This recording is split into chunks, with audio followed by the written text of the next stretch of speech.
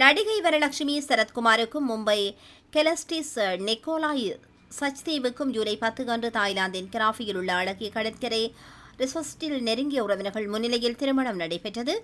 இந்த திருமண விழாவில் நெருங்கிய குடும்பத்தினர் மற்றும் நண்பர்கள் கலந்து கொண்டு மணமக்களை வாழ்த்தியிருந்தனர். சினிமா பிரபலங்கள் யாரும் கலந்து கொள்ளவில்லை. வரலட்சுமி நிக்கோலாயை காசுக்காகத்தான் திருமணம் செய்து கொண்டார், நிக்கோலாய் ஆபத்தானவர் போன்ற நெகட்டிவ் கருத்துக்களை சிலர் கூறி வந்தனர். அது மட்டுமன்றி நிக்கோலாய்வின் உடல் தோற்றத்தை வைத்து கிண்டல் செய்து வந்தனர்.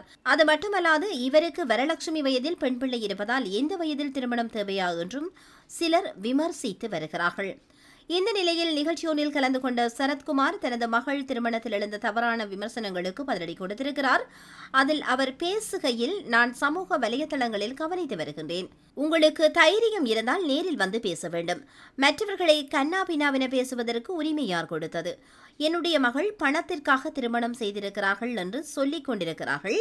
வரலட்சுமி எதற்காக திருமணம் செய்து கொண்டார் என்பது அவருடைய முடிவு. அவர் நிக்கோலாயை மனதார பிடித்து திருமணம் செய்து கொண்டிருக்கிறார் என்று சரத்குமார் தெரிவித்துள்ளார். உண்மையில் இவருக்கு திருமண வாழ்த்து கூறுவர்களை விட இவர்களது ஜோடியை பார்த்து இப்படி ஒரு ஜோடியா, இந்த பெண்ணுக்கு இதெல்லாம் தேவையா என்றே பலர் விமர்சித்து வருகிறார்கள். அந்த ஆதங்கத்திலே சரத்குமார் புலம்பியுள்ளார்.